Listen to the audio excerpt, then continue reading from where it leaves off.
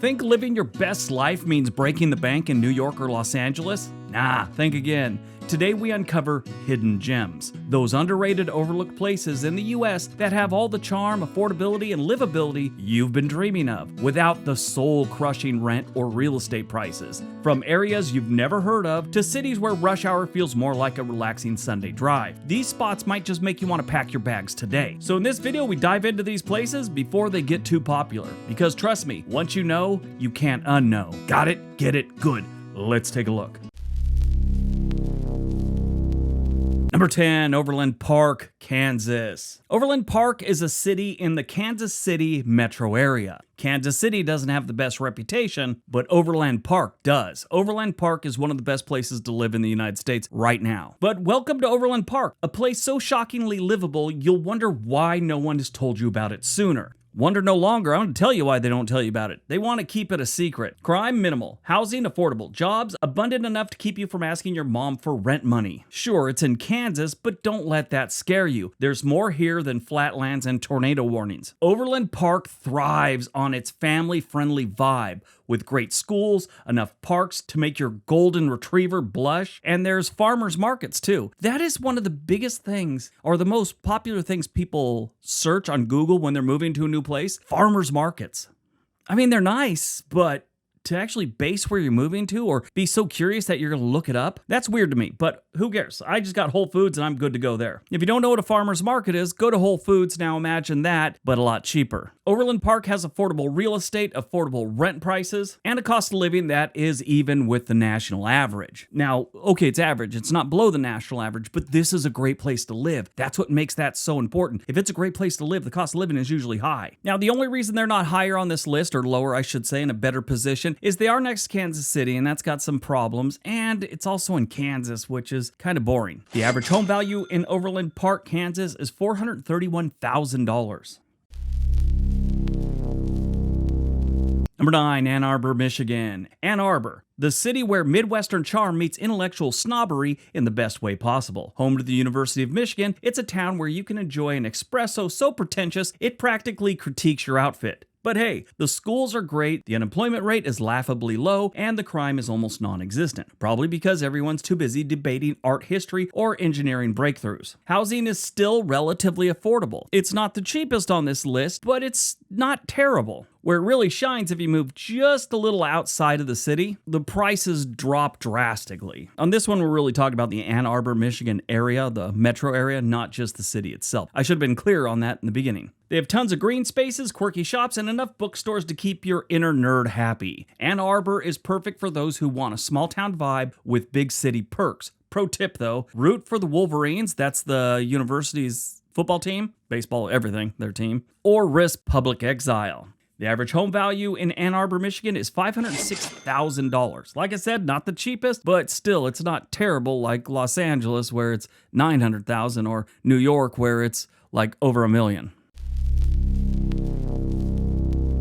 Number 8, Sioux Falls, South Dakota. I almost called it Sioux City, and I promise you, as this one goes on, I will struggle not to call it Sioux City like 9 different times. Sioux Falls, the dark horse on the list of the MVPs of the Midwest. This city has everything: a thriving economy, low crime, affordable housing, and enough cornfields nearby to remind you that yes, this is the heartland. And it might freak you out if you remember Children of the Corn. What's that kid's name in that? Mordecai? So if you've never seen the movie, in these cornfields, there's a whole group of kids that live in there, and they're like homicidal weirdos. They kill people. They got a little weird cult growing on in the corn. Watch it. You'll never look at cornfields the same again. It's got the small town feel, but with amenities that would make any big city dweller jealous. The city's namesake waterfall is located in Falls Park. It is kind of a scenic gem that'll make you forget that you're in South Dakota. Yes, believe it or not, South Dakota can be very beautiful. I think it's under the radar when it comes to that. Most people think about beautiful states. They think about West Virginia, Oregon, Colorado, anywhere in New England. But no, South Dakota has some amazingly beautiful places.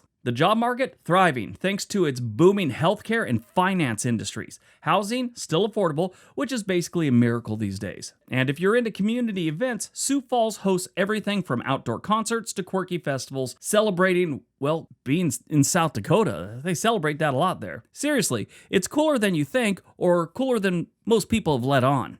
Again, I think the locals do that and they tell you it sucks because they don't want you moving there. The average home value in Sioux Falls is $324,000.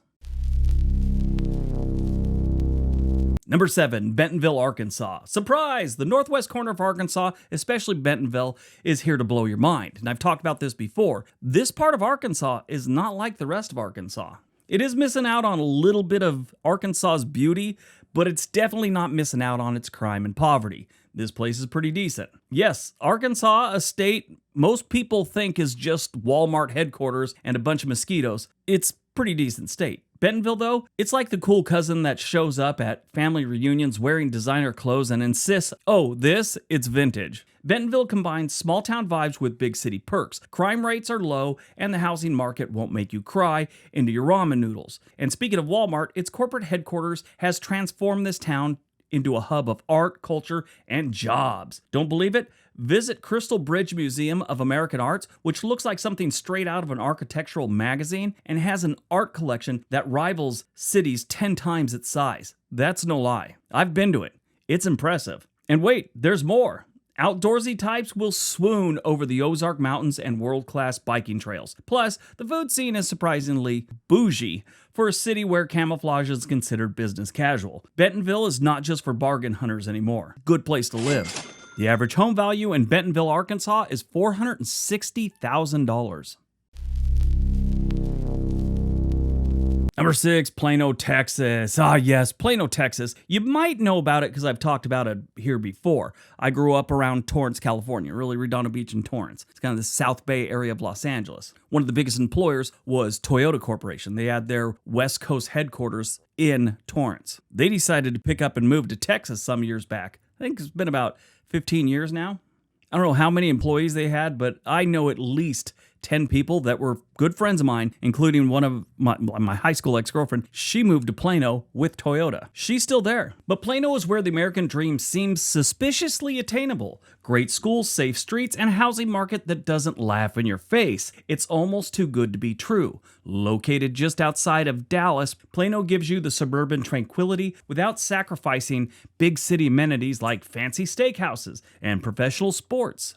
Feel like I should start doing this like a game show announcer. Tell them what they won, Chuck. Well, they've won peace and tranquility and sports teams along with a big juicy steak. But don't let the suburban label fool you into thinking that it's boring. Between sprawling parks and artsy historic downtown and enough Tex-Mex to keep you in a perpetual food coma, Plano is livelier than your last group text. Just brace yourself for Texas summers. They're brutal. Nothing says quality of life like sweating through your t-shirt at 8 a.m.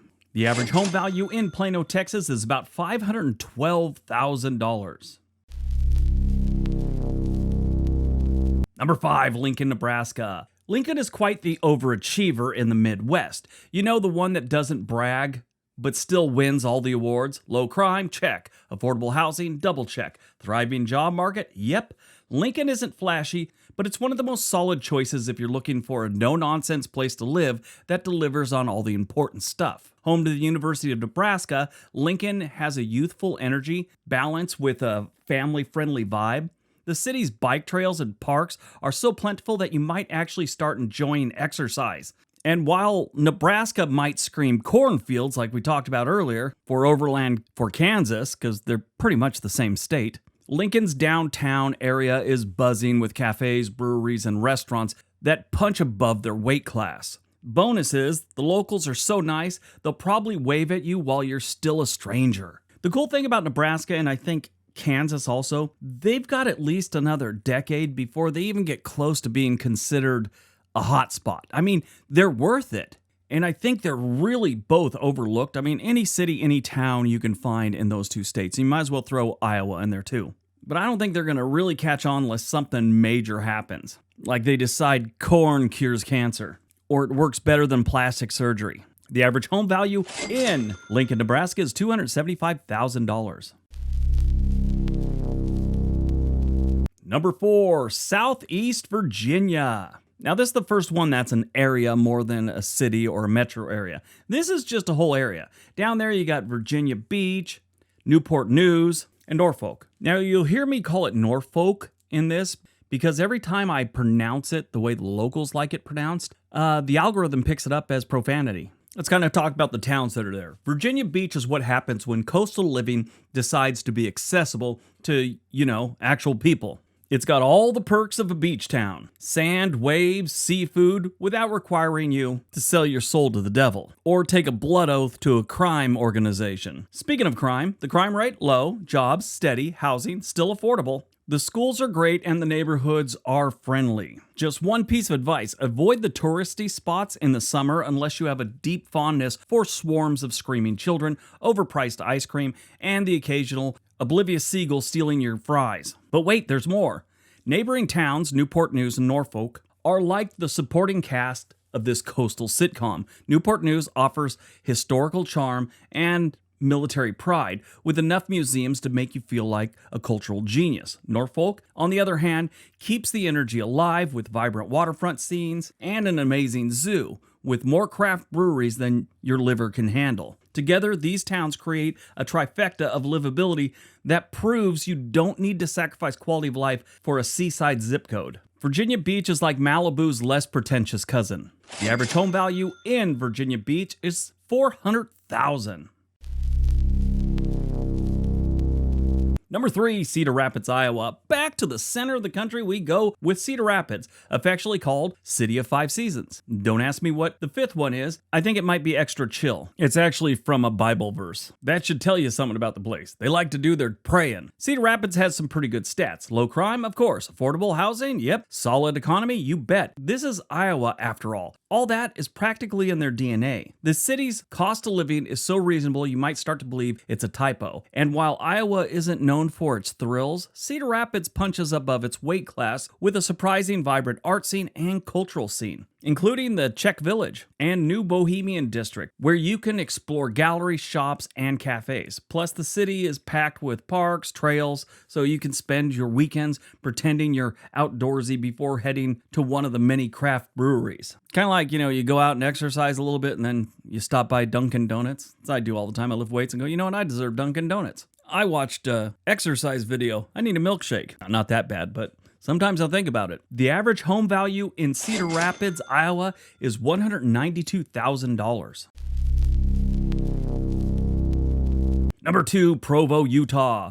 Provo's like the overachiever in the class of livable cities. It boasts low crime, jaw-dropping mountain views, and a housing market that's still manageable compared to its overpriced neighbors like Salt Lake City. Add in a booming tech scene and the unbeatable outdoor recreation options, and it's no wonder people are flocking here faster than a Utah snowstorm. It's weird, the last 3 or 4 times I've been through Salt Lake City area, it's been heavy snow. We almost didn't get to we're doing a layover there, and they almost scratched our plane like 3 different times. It was an emotional roller coaster. I had a cruise to get on. Provo is famously home to Brigham Young University, which gives the city a youthful vibe and plenty of cultural events, even if you're not a Mormon. Plus, the Provo River offers some of the best fishing, kayaking, and scenic picnics you'll find everywhere. Just remember, Utah's liquor laws are a bit quirky, so BYOB might take on a whole new meaning. Now, when I was taking a cultural geography class, I took many, but one of them, they were talking about Brigham Young University